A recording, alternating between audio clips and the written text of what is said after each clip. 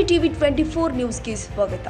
ಅಥಣಿ ಪಟ್ಟಣದ ಪೊಲೀಸ್ ಠಾಣಾ ಆವರಣದಲ್ಲಿ ಹಮ್ಮಿಕೊಂಡ ಪರಿಶಿಷ್ಟ ಜಾತಿ ಹಾಗೂ ಪರಿಶಿಷ್ಟ ಪಂಗಡ ಕುಂದುಕೊರತೆ ಸಭೆ ಕಾರ್ಯಕ್ರಮದಲ್ಲಿ ಅಥಣಿ ಸಿಪಿಐ ರವೀಂದ್ರ ನಾಯ್ಕೋಡಿ ಭಾಗಿಯಾಗಿ ಮಕ್ಕಳ ಭವಿಷ್ಯದ ಕುರಿತು ಪಾಲಕರು ಅಪಾರ ಕಾಳಜಿ ಮತ್ತು ಜಾಗೃತಿ ವಹಿಸುವಂತೆ ಸೂಚನೆ ಕೊಟ್ಟಿದ್ದಾರೆ. ಇನ್ನು ಕೂಡ ಗ್ರಾಮೀಣ ಪ್ರದೇಶದಲ್ಲಿ ಪಾಲಕರು ಹೆಣ್ಣು ಮಕ್ಕಳ ಶಿಕ್ಷಣದ ಕಡೆಗೆ ಒತ್ತು ನೀಡದೆ ಅವರಿಗೆ ಬಾಲ್ಯದಲ್ಲೇ ಮದುವೆ ಮಾಡಿ ಮಕ್ಕಳನ್ನ ದುರಂತಕ್ಕೆ ತಳ್ಳುತ್ತಿದ್ದಾರೆ. ಸರ್ಕಾರ ಬಾಲ್ಯ ವಿವಾಹ ತಡೆಗೆ ಹಲವು ಕಾನೂನು ಕ್ರಮಗಳನ್ನು ಅಳವಡಿಸಿದ್ರೂ ಕೂಡ ಎಲ್ಲೋ ತೆರೆಮರೆಯಲ್ಲಿ ಮತ್ತೆ ಮಕ್ಕಳನ್ನ ಬಾಲ್ಯ ವಿವಾಹಕ್ಕೆ ತಲೆ ಒಡ್ಡಿ ಮಕ್ಕಳ ಭವಿಷ್ಯಕ್ಕೆ ಕುತ್ತು ತರುವ ಪಾಲಕರು ಕೂಡ ಕಾನೂನಾತ್ಮಕವಾಗಿ ಅಪರಾಧಿಗಳೇ. ಅವರ ವಿರುದ್ಧವೂ ಕೂಡ ಫೋಕ್ಸೋ ಕೇಸ್ ದಾಖಲಿಸಲು ಕಾನೂನಿನಲ್ಲಿ ಅವಕಾಶವಿದೆ. ದಯವಿಟ್ಟು ಯಾರು ಕೂಡ ಮಕ್ಕಳನ್ನ ಬಾಲ್ಯ ವಿವಾಹಕ್ಕೆ ಬಲಿ ಮಾಡದಿರಿ ಅಂತ ಸಾರ್ವಜನಿಕವಾಗಿ ಮನವಿ ಮಾಡಿದ್ದಾರೆ. ಸೌದಾಗರವರು ಹೇಳಿದ್ರು, ಕೆಲವರು ಮಾತಾಡ್ತಾ ಹೇಳಿದ್ರು, ಈ ಇತ್ತೀಚೆಗಿನ ದಿನದಲ್ಲಿ ಈ ನಮ್ಮ ಮೇಲೆ ನಾವು ಕೊಟ್ಟಿರ್ತಕ್ಕಂಥ ಅಟ್ರಾಸಿಟಿ ಕೇಸ್ಗಳಿಗೆ ಕೌಂಟರ್ ಕೇಸ್ಗಳು ಕೂಡ ದಾಖಲಾಗಿದ್ದಾವೆ ಅಂತಕ್ಕಂಥದ್ದು. ನನ್ನ ಅನಿಸಿದ ಮಟ್ಟಿಗೆ ನಾವು ಇಲ್ಲಿ ಬಂದಾದ ಮೇಲೆ ಭಾಳಷ್ಟು ಕಮ್ಮಿ ಆ ಥರ ಕೌಂಟರ್ ಕೇಸ್ಗಳು ಆಗಿದ್ದಾವೆ ಅಂತ ನನಗನ್ನಿಸುತ್ತೆ. ಇನ್ ಕೇಸ್ ಆದ್ರೂ ಕೂಡ ಯಾವುದೇ ಕಾರಣಕ್ಕೂ ಕೂಡ ಅನ್ಯಾಯವಾಗಿ ಕೊಟ್ಟಿರ್ತಕ್ಕಂಥ ಕೇಸ್ಗಳನ್ನು ಮುಲಾಜಿಲ್ಲದೇ ಡಿಫಾಲ್ಟ್ ಮಾಡಿರ್ತಕ್ಕಂಥದ್ದನ್ನು ನಮ್ಮ DSP ಅವರು ಮಾಡಿದ್ದಾರೆ. ಅದಕ್ಕಾಗಿ ಯಾವುದೇ ಕಾರಣಕ್ಕೂ ಭಯಪಟ್ಟು ನಾವು ಎಲ್ಲಿ ಅನ್ಯಾಯ ಆಗಿದೆ, ಅನ್ಯಾಯಕ್ಕೆ ನಾವು ಕಂಪ್ಲೇಂಟ್ ಕೊಟ್ಟಾಗ ನಮ್ಮ ಮೇಲೂ ಕೂಡ ಏನಾದರೂ ತೊಂದರೆ ಆಗ್ತಕ್ಕಂಥದ್ದು ಇದೆ ಅಂತಕ್ಕಂಥದ್ದು ತಮ್ಮ ಗಮನಕ್ಕಿದ್ರೆ ಅದು ತಮ್ಮ ತಲೆಯಿಂದ ತೆಗೆದುಹಾಕ್ರಿ. ನ್ಯಾಯಯುತವಾಗಿ ಒಂದು ತನಿಖೆಯನ್ನು ನಮ್ಮ ಇಲಾಖೆ ಮಾಡುತ್ತೆ, ಯಾರಿಗೂ ಕೂಡ ಅನ್ಯಾಯ ಮಾಡೋದಿಲ್ಲ ಅಂತ ಈ ಸಂದರ್ಭದಲ್ಲಿ ಹೇಳಿ, ತಾವು ಈ ಸಭೆಗೆ ಬಂದು ಅನೇಕ ಸಲಹೆ ಸೂಚನೆಗಳನ್ನು ಯುವ ಮಿತ್ರರು ಕೊಟ್ಟಿದ್ದೀರಿ. ಇವುಗಳನ್ನು ಬರೀ ಕೇಳಿ ಇಲ್ಲಿ ಬಿಡ್ತಕ್ಕಂಥದ್ದಲ್ಲ, ನಾವು ಪಾಲನೆ ಮಾಡೋದ್ರ ಮೂಲಕ ತಮ್ಮಲ್ಲಿ ಇಲಾಖೆ ಬಗ್ಗೆ ಒಂದು ಭರವಸೆಯನ್ನು ಉಂಟು ಮಾಡ್ತಕ್ಕಂಥ ಕೆಲಸನ ನಾವು ಮಾಡ್ತೀವಿ ಅಂತ ಹೇಳಿ ನನ್ನ ಮಾತನ್ನು ಮುಗಿಸ್ತೀನಿ. ತರಲಿಕ್ಕೆ ಸಾಧ್ಯ ಇಲ್ಲ. ಅದಕ್ಕಾಗಿ ಎಲ್ಲ ನನ್ನ ಯುವ ಮಿತ್ರರಲ್ಲಿ ನಾನು ಕೇಳ್ಕೊಳ್ತಕ್ಕಂಥದ್ದು, ಈ ಪೊಲೀಸರ ಉಪಕಾರಕ್ಕಾಗಿ ಪೊಲೀಸರ ಮೇಲೆ ಏನೋ ಒಂದು ಕರುಣೆ ತೋರಿಸ್ತಿದ್ದೇವೆ ಅನ್ನೋ ಲೆಕ್ಕಾಚಾರಕ್ಕೆ ಹೆಲ್ಮೆಟ್ ಬಳಕೆಯನ್ನು ಮಾಡ್ಕೋತೀನಿ ಅಂತ ಮಾಡೋಕ್ಕೆ ಹೋಗ್ಕೋಬೇಡಿ. ನಿಮ್ಮ ಜೀವನಗೋಸ್ಕರ, ನಿಮ್ಮ ಕುಟುಂಬಕ್ಕೋಸ್ಕರ. ಯಾಕಂತಂದರೆ ನೀವು ಆ ಗಾಡಿ ಕಿಕ್ ಹೊಡಿ ಟೈಮ್ದಲ್ಲಿ ನೀವು ನೆನೆಸ್ಕೊಡ್ರಿ, ನಿಮ್ಮ ಹಿಂದೆ ನಿಮ್ಮ ತಂದೆ ತಾಯಿ ಹಿಡಿದಾರೆ, ನಿಮಗೋಸ್ಕರ ಕಾಯ್ತಕ್ಕಂಥ ಹೆಂಡತಿ ಮನೆಯಲ್ಲಿದ್ದಾಳೆ, ನಿಮಗೋಸ್ಕರ ಕಾಯ್ತಕ್ಕಂಥ ಮಗು ನಿಮ್ಮ ಮನೆಯಲ್ಲಿದೆ ಅನ್ನೋದನ್ನು ವಿಚಾರ ಮಾಡಿ ಗಾಡಿ ಕಿಕ್ಕೊಂಡಿರಿ. ಗಾಡಿ ಸ್ಟಾರ್ಟ್ ಮಾಡೋ ಟೈಮ್ದಾಗ ಅಟ್ಲೀಸ್ಟ್ ಈ 3 ವಿಷಯಗಳನ್ನು ತಿಳ್ಕೊಡ್ರಿ. ನಾ ಗಾಡಿ ತೊಗೊಂಡು ಹೋಗೋ ಟೈಮ್ದಾಗ ಸೇಫಾಗಿ ಹೋಗ್ಬೇಕು. ಅದರ್ವೈಸ್ ನನಗೇನಾದರೂ ಆಯ್ತಂತಂದರೆ ನನ್ನ ಹಿಂದೆ ಕಾಯ್ತಕ್ಕಂಥ ತಂದೆ ತಾಯಿಗಳಿಗೆ, ನನ್ನ ಮಕ್ಕಳಿಗೆ, ನನ್ನ ಹೆಂಡರಿಗೆ ಯಾರು ಅಂತಕ್ಕಂಥದ್ದು ಒಂದೇ ಒಂದು ಕ್ಷಣ ನೀವು ವಿಚಾರ ಮಾಡಿ ಹೊರಟ್ರೆ ಎಲ್ಲ ಜಾಗೃತಿಯಿಂದ ಹೊರತಕ್ಕಂಥದ್ದು ಆಗುತ್ತೆ. ಆಮೇಲೆ ಸಂಜೆ ಆದರೆ ಸಾಕು, ಮನೆಗೆ ಹೋಗ್ಬೇಕಂತಂದರೆ ನೀವು ಒಂದಿಷ್ಟು ತೊಗೊಂಡು ಹೋಗ್ಬೇಕು, ಸರಾಯಿ ಕುಡಿದ್ಬಿಟ್ಟೇ ಹೋಗ್ಬೇಕಂತಕ್ಕಂಥದ್ದು ಕಂಪಲ್ಷನ್ ಮಾಡ್ಕೊಂಡಿದ್ದೀರಿ. ಕುಡಿಲಿಕ್ಕೆ ನೀವು ಯಾಕೆ ಕುಡಿತೀರಂತ ನಾವು ಕೇಳೋದಿಲ್ಲ, ಆದರೆ ಕುಡಿತಕ್ಕಂಥದ್ದು ಅದು ಕುಡಿತಕ್ಕಂಥದ್ದು ಏನಿದೆ ಅದನ್ನು ನಿಮ್ಮ ಮನೆಯಲ್ಲಿ ಕುಡಿರಿ. ಕುಡಿದಾಗ ವಾಹನವನ್ನು ಚಾಲನೆ ಮಾಡೋಕ್ಕೆ ಹೋಗ್ಕೋಬೇಡಿ. ಅನೇಕ ಆಕ್ಸಿಡೆಂಟ್ಗಳಾಗ್ತಕ್ಕಂಥದ್ದು ಮದ್ಯಪಾನ ಮಾಡಿರತಕ್ಕಂಥ ವಾಹನಗಳನ್ನು ಚಾಲನೆ ಮಾಡ್ಕೊಂಡು ಹೋಗೋದ್ರಿಂದ. ನಾವು ಪೊಲೀಸರು ಯಾವುದಾದ್ರೂ ವಾಹನ ತಡೆದು ನಿಮ್ಮದು ಹೆಲ್ಮೆಟ್ ಯಾಕೆ ಹಾಕಿಲ್ಲ ಅಂತ ಕೇಳಿದ್ರೆ, ನಾವೇನು ಸರ್ ನಾವು ಲೀಡರ್ ಇದ್ದೀವಿ, ನಮಗೆ ನೀವು ಕೇಳ್ತಿರಲ್ಲ ಹೆಲ್ಮೆಟ್ ಹಾಕಂತ ತಿಳ್ಕೊಂಡ್ಬಿಟ್ಟು. ಹೌದಾ? ಇದು ಕಾಮನಾಗಿ ಹೇಳ್ತಕ್ಕಂಥದ್ದು. ನಮಗೆ ನೀವು ಪ್ರಶ್ನೆ ಮಾಡ್ತಿರಲ್ಲ ಅಂತಕ್ಕಂಥದ್ದಾಗುತ್ತೆ. ನಮ್ಮ ಉದ್ದೇಶ ಇಷ್ಟೇ, ಈ ಕುಡಿದ್ಬಿಟ್ಟು ಸರಾಯಿ ಚಾಲನೆ ಮಾಡಿ, ಸರಾಯಿ ಕುಡಿದ್ಬಿಟ್ಟು ಚಾಲನೆ ಮಾಡಿದ್ರೆ ನಿಮ್ಮ ಕಂಟ್ರೋಲ್ ತಪ್ಪುತ್ತೆ. ಕಂಟ್ರೋಲ್ ತಪ್ಪೋದ್ರಿಂದ ಹೋಗ್ಬಿಟ್ಟು ಯಾವುದೋ ವೆಹಿಕಲ್ಗೆ ಹಿಟ್ ಮಾಡ್ತಕ್ಕಂಥದ್ದಾಗಲಿ, ಬೇಡ ನೀವೇ ಸ್ವಲ್ಪ ಸ್ಕಿಡ್ ಆಗಿ ಬೀಳ್ತಕ್ಕಂಥದ್ದಾಗಲಿ ಆಗುತ್ತೆ. ಕಾರಣ ಯಾವುದೇ ಕಾರಣಕ್ಕೂ ಮದ್ಯಪಾನ ಮಾಡಿಬಿಟ್ಟು ವಾಹನ ಚಾಲನೆ ಮಾಡೋಕ್ಕೆ ಹೋಗ್ಕೋಬೇಡಿ. ಮ್ಯಾಕ್ಸಿಮಮ್ ಇನ್ಮೇಲೆ ನಾವು ಹೆಲ್ಮೆಟ್ ಇಲ್ಲದೆ ಮೋಟರ್ ಸೈಕಲನ್ನು ರೋಡಿಗೆ ತರಂಗಿಲ್ಲ ಅಂತಕ್ಕಂಥದ್ದನ್ನು ಈ ಸಂದರ್ಭದಲ್ಲಿ ನೀವೆಲ್ಲ ಪ್ರತಿಜ್ಞೆ ಮಾಡಿ ಹೋಗ್ರಿ ಅಂತ ನಾನು ಕೇಳ್ಕೊತೀನಿ. ಯಾಕಂತಂದರೆ ನಾನು ಕಳಕಳಿಯಿಂದ ಹೇಳ್ತಾ ಇದ್ದೀನಿ, 120 ಜನರ ಜೀವವನ್ನು ನಮ್ಗೆ ವಾಪಸ್ ತರಲಿಕ್ಕೆ ಆಗಂಗಿಲ್ಲ. ನಾವು ಭಾಳಗಿಂತ ಎಲ್ಲ ಮಾಡ್ಬೋದು, ಸಭೆ ಮಾಡ್ಬೋದು, ಶೌಚಾಲಯಗಳನ್ನ ಇಲ್ಲದಲ್ಲಿ ಶೌಚಾಲಯ ಕಟ್ಟಿಸ್ಬೋದು, ಸರ್ವೆ ಮಾಡೋದಲ್ಲಿ ಸರ್ವೆ ಮಾಡಿಸ್ಬೋದು, ನೈಟ್ರೌಂಡ್ ಇಲ್ಲದಲ್ಲಿ ನೈಟ್ರೌಂಡ್ ಮಾಡಿಸ್ಬೋದು, ಕಳ್ಳತನ ಆಗಿದ್ದನ್ನು ಪತ್ತೆ ಮಾಡ್ಬೋದು. ಆದರೆ ಆಕ್ಸಿಡೆಂಟ್ನಿಂದ ಸತ್ತಂಥ 120 ಜನನ ಇಲಾಖೆ ವಾಪಸ್ ತರಲಿಕ್ಕೆ ಆಗೋದಿಲ್ಲ. ಇಲಾಖೆ ಮಾಡ್ತಕ್ಕಂಥದ್ದು ಕೆಲಸ ಈ ಜಾಗೃತಿ. ಮುಂಚೆ ಇದು ಜಾಗೃತಿ ಪ್ರತಿಯೊಬ್ಬರಿಗೆ ಆಗಬೇಕಾಗಿದ್ದಿದೆ. ಇದು ನಾನು ಒತ್ತಿ ಹೇಳ್ತಕ್ಕಂಥದ್ದು ಉದ್ದೇಶ ನಿಮ್ಮ ಕುಟುಂಬಕ್ಕೋಸ್ಕರ, ನಿಮ್ಮ ಮಕ್ಕಳಿಗೋಸ್ಕರ. ನಿಮ್ಮ ಸಣ್ಣ ಮಕ್ಕಳಿಗೆ ನೀವು ಹೋಗ್ಬಿಟ್ರೆ ನಿಮ್ಮ ಮನೆಯಲ್ಲಿರ್ತಕ್ಕಂಥ ಕುಟುಂಬದವ್ರು ಯಾರಾದರೂ ಹೋದರೆ ಅವರ ಪರಿಸ್ಥಿತಿ ನಿಮಗೆಲ್ಲ ಗೊತ್ತಿದೆ. ಅಂಥ ಘಟನೆಗಳಾದಂಥವ್ರ ಪರಿಸ್ಥಿತಿ ಏನಿದೆ ಅಂತಕ್ಕಂಥದ್ದು. ಕಾರಣ ಈ ಸಂಚಾರ ನಿಯಮಗಳನ್ನು ಪಾಲನೆ ಮಾಡೋದ್ರೊಂದಿಗೆ, ಹೆಲ್ಮೆಟ್ ಧರಿಸೋದ್ರೊಂದಿಗೆ ನಾವು ಸುರಕ್ಷಿತವಾದಂತಹ ಒಂದು ಚಾಲನೆಯನ್ನು ಮಾಡಿದ್ರೆ ನಾವು ನಮ್ಮ ಜೀವನ ಉಳಿಸ್ಕೋದ್ರೊಂದಿಗೆ ಇನ್ನೊಬ್ಬರ ಜೀವನ ಕೂಡ ಉಳಿಸ್ಲಿಕ್ಕೆ ಸಹಾಯ ಆಗುತ್ತೆ. ಸರ್, ನೀವು ಕರೆದಿದ್ದು ಒಂದು SC/ST ಕುಂದುಕೊರತೆ ಸಭೆ, ಅದರಲ್ಲಿ ಇದನ್ನೇ ಯಾಕೆ ತೆಗೆದ್ರಿ ಅಂತಕ್ಕಂಥದ್ದು ನೀವು ಅನ್ಬೋದು. ಇದು ನನ್ನ ಅನೇಕ ಯುವಕರು SC ಯುವಕರು ಕೂಡ ಆಕ್ಸಿಡೆಂಟ್ ಆಗಿ ಡೆತ್ ಆಗಿದ್ದನ್ನು ನಾವು ನೋಡಿದ್ದೀವಿ. ಅದರಲ್ಲಿ ನಾವು ಯಾರಿಗೂ ಅಟ್ರಾಸಿಟಿ ಹೋಗ್ಲಿಕ್ಕೆ ಆಗಂಗಿಲ್ಲ. ಗೊತ್ತಿರಲಿ, ಒಂದು ಮರ್ಡರ್ ಆದರೆ ನಾವೆಲ್ಲ ಜಗಳ ತೆಗಿತೀವಿ, ಸರ್ ನಮ್ಮವ್ರ ಮೇಲೆ ಅನ್ಯಾಯ ಆಗಿದೆ ಅಂತೇಳಿ, ಹೌದಾ? ಇದರಲ್ಲಿ ನಾನು ಕುಡಿದು ಸತ್ಯ ತಂದರೆ ನನಗೆ ಯಾರೂ ಬೆಲೆ ಕೊಡ್ತಕ್ಕಂಥವ್ರಿಲ್ಲ. ಅದಕ್ಕಾಗಿ ದಯವಿಟ್ಟು ಇಂಥದಕ್ಕೆ ಅವಕಾಶ ಕೊಡೋಕೆ ಹೋಗ್ಬೇಡ್ರಿ. ಇದನ್ನು ಬರೀ ನೀವು ಇಷ್ಟೇ ಕೇಳ್ಕೊಂಡು ಹೋಗದೇನೆ ಪ್ರತಿಯೊಬ್ಬರು ಯಾರು ಬೈಕ್ ಯೂಸ್ ಮಾಡ್ತಾರೆ, ಯಾರು ವೆಹಿಕಲ್ಗಳನ್ನು ಯೂಸ್ ಮಾಡ್ತಾರೆ, ನಿಮ್ಮ ಮಕ್ಕಳಾಗಿರಲಿ, ನಿಮ್ಮ ಅಣ್ಣಂದರಾಗಲಿ, ನಿಮ್ಮ ಅಪ್ಪಂದರಾಗಲಿ, ಅವ್ರಿಗೆ ಈ ವಿಷಯನ ತಿಳಿಸೋದ್ರ ಮೂಲಕ ನಿಮ್ಮ ಒಂದು ಜವಾಬ್ದಾರಿಯನ್ನು ಹೆಚ್ಚಿಸ್ಕೋತೀರಿ ಅಂತಕ್ಕಂಥ ಈ ಸಂದರ್ಭದಲ್ಲಿ ಹೇಳ್ತಾ, ನಾವು ಏನು ಹೇಳಿದ್ದೀವಿ ಅದನ್ನು ಫಾಲೋಅಪ್ ಮಾಡೋದಕ್ಕೆ ಮತ್ತೆ ನೆಕ್ಸ್ಟು ಸಂಡೇ ದಿನ ಎಲ್ಲೆಲ್ಲಿ ಆಗಿಲ್ಲ ಅಂತಕ್ಕಂಥದ್ದನ್ನು ವಿಷಯಗಳನ್ನು ನೀವು ಗಮನಕ್ಕೆ ತಂದರೆ ನಾವು ಎಲ್ಲಿ ಹಿಂದೆ ಉಳ್ಕೊಂಡಿದ್ದೀವಿ ಅವುಗಳಕ್ಕೂ ಅವಶ್ಯಕತೆ ಇದೆ ಅಂತ ನಮಗೂ ಕೂಡ ಅನಿಸ್ತಾ ಇದೆ. ಯಾಕಂತಂದರೆ ಇತ್ತೀಚಿನ ದಿನದಲ್ಲಿ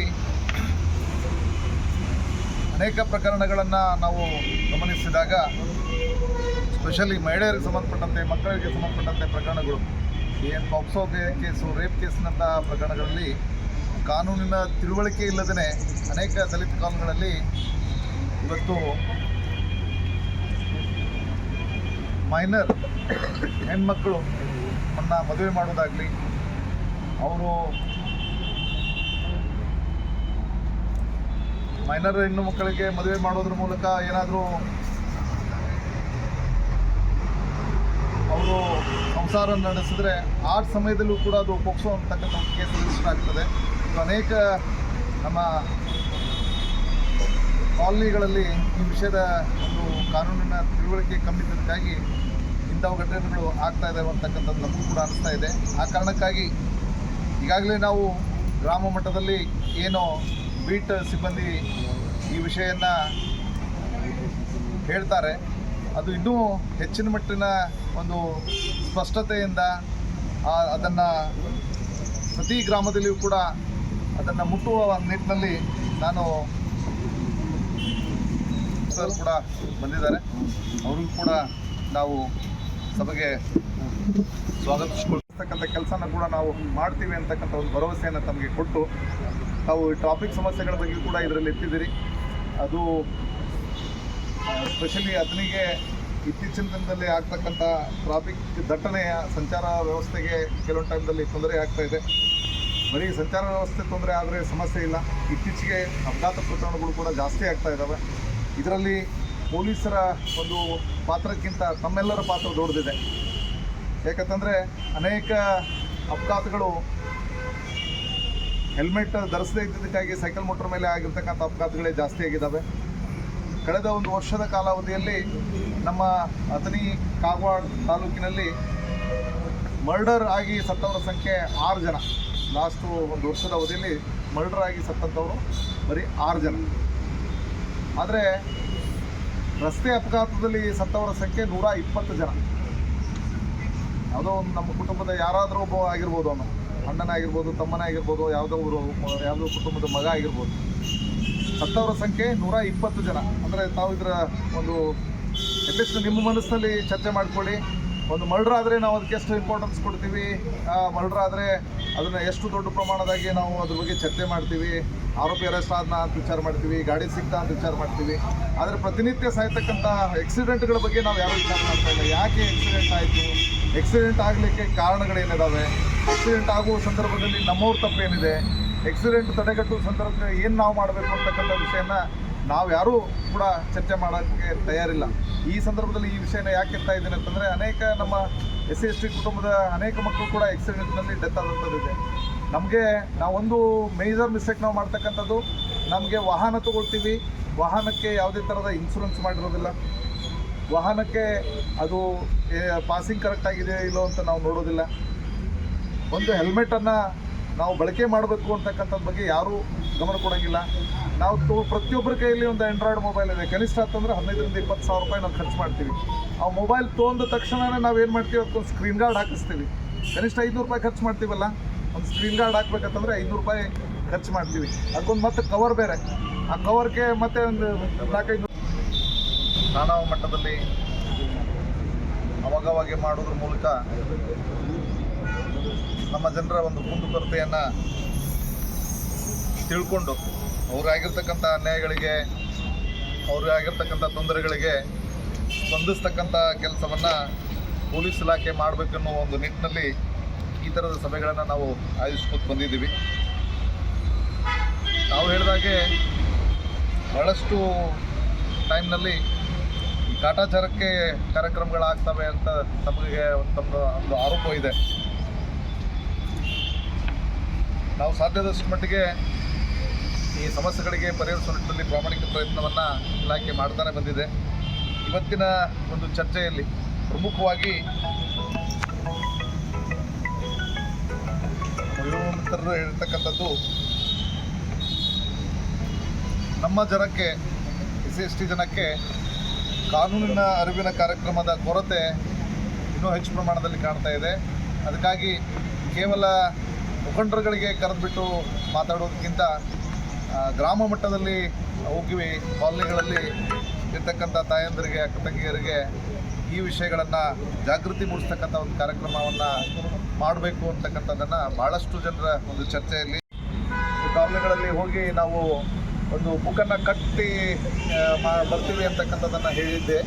ಅದರೊಂದಿಗೆ ಈ ಮುಂದಿನ ವಾರದ ಮುಗಿಯುವಷ್ಟರಲ್ಲಿ ಪ್ರತಿ ಕಾಲನಿಯಲ್ಲಿ ಆ ಬೀಟ್ ಸಿಬ್ಬಂದಿ ಆ ಓಣಿಯಲ್ಲಿ ಒಂದು ಮೀಟಿಂಗ್ ತೊಗೊಂಡ್ಬಿಟ್ಟು ಅಲ್ಲಿಯ ಕುಂದುಕೊರತೆಗಳ ಒಂದು ಸಮಸ್ಯೆಗಳನ್ನು ನೋಟ್ ಮಾಡ್ಕೊಂಡ್ಬಂದು ಮುಂದಿನ ರವಿವಾರದ ಅಷ್ಟರಲ್ಲಿ ನಮಗೆ ಗಮನಕ್ಕೆ ತರ್ತಕ್ಕಂಥ ಕೆಲಸನ ನಮ್ಮ ಸಿಬ್ಬಂದಿಗಳ ಮೂಲಕ, ನಮ್ಮ ಅಧಿಕಾರಿಗಳ ಮೂಲಕ ಮಾಡ್ತೀವಿ ಅಂತಕ್ಕಂಥದ್ದನ್ನು ಈ ಸಂದರ್ಭದಲ್ಲಿ ನಮಗೆ ಸ್ಪಷ್ಟ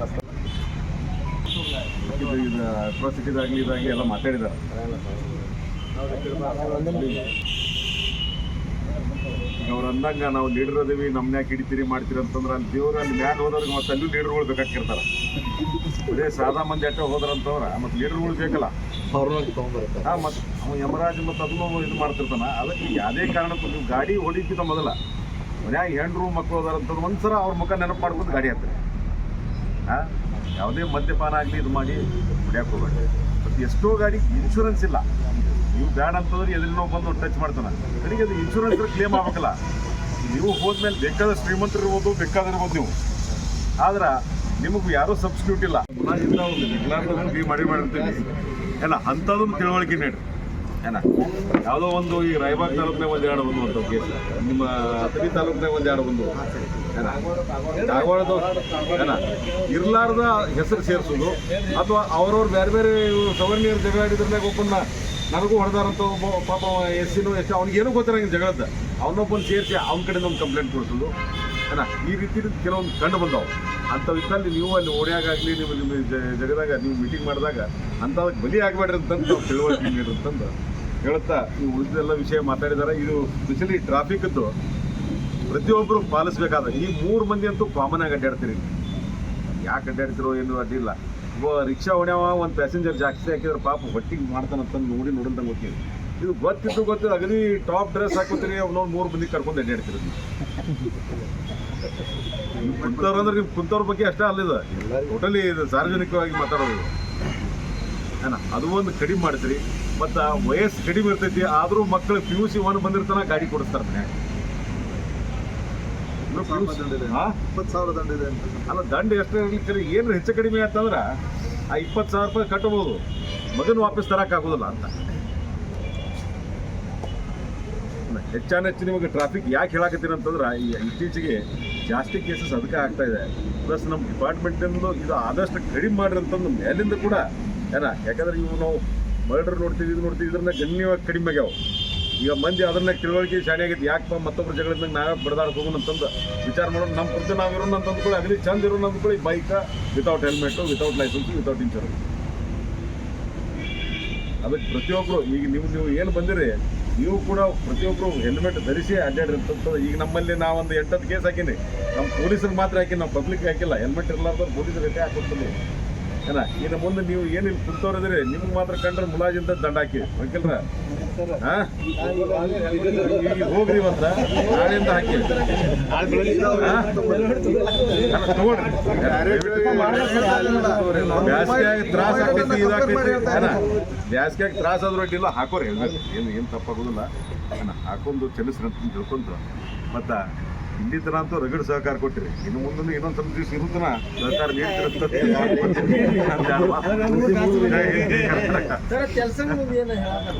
ಉಮರ್ ಮೊಮಿನ್, ಟಿವಿ 24 ನ್ಯೂಸ್. ತಾಜಾ ಸುದ್ದಿಗಾಗಿ ಟಿವಿ 24 ನ್ಯೂಸ್ಗೆ ಸಬ್ಸ್ಕ್ರೈಬ್ ಮಾಡಿ ಮತ್ತು ಬೆಲ್ ಐಕಾನ್ ಒತ್ತಿ ತಪ್ಪದೇ ಲಿಂಕ್ ಶೇರ್ ಮಾಡಿ.